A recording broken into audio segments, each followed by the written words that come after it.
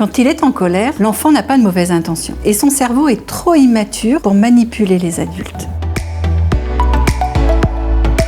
Une émotion, c'est une réaction innée et spontanée qui dure 90 secondes. Les émotions sont universelles et essentielles à la vie. Par exemple, la peur permet de se protéger. La tristesse est une réponse à une perte qui permet d'accepter la réalité. La colère permet d'exprimer sa frustration, mais c'est aussi l'énergie du changement. Et sans oublier l'émotion du plaisir, la joie, qui est essentielle à tous les apprentissages. L'émotion se déroule en 3 étapes. Il y a d'abord la charge, l'émotion qui naît au cerveau et qui va dans le corps. Il y a le temps de l'émotion, le temps de la tension du corps, et il y a la décharge, la remise à l'apaisement. Et c'est important de revenir à l'équilibre.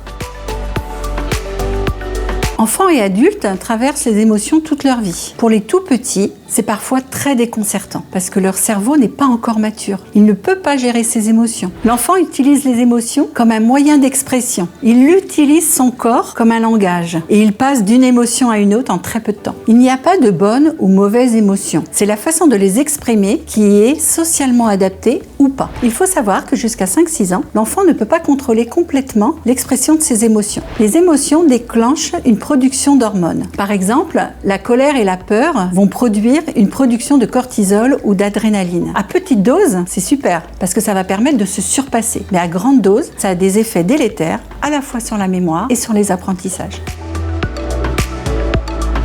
Quand il est en colère, l'enfant n'a pas de mauvaise intention et son cerveau est trop immature pour manipuler les adultes. Lorsqu'il est en colère, votre enfant exprime sa frustration. Alors il peut crier, pleurer, taper du pied ou même se rouler par terre. Il est en train d'utiliser son corps pour exprimer son émotion.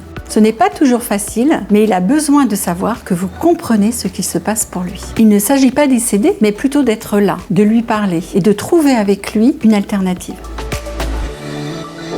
Accueillez, reconnaissez et surtout nommez l'émotion. C'est important pour lui qu'il sache que vous savez ce qu'il est en train de vivre.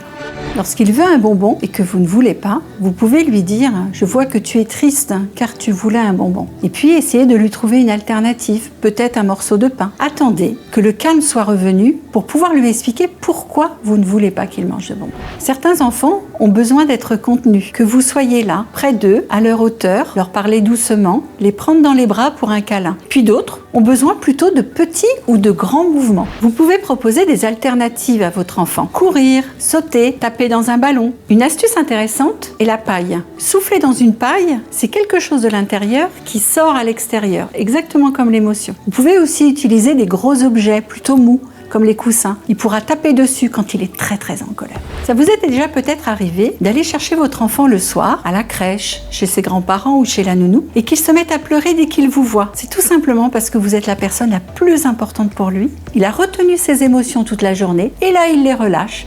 Il se libère. Il ne vous dit pas qu'il n'est pas content, bien au contraire. Il est ravi. Il le dit avec des pleurs parce qu'il ne sait pas gérer ses émotions.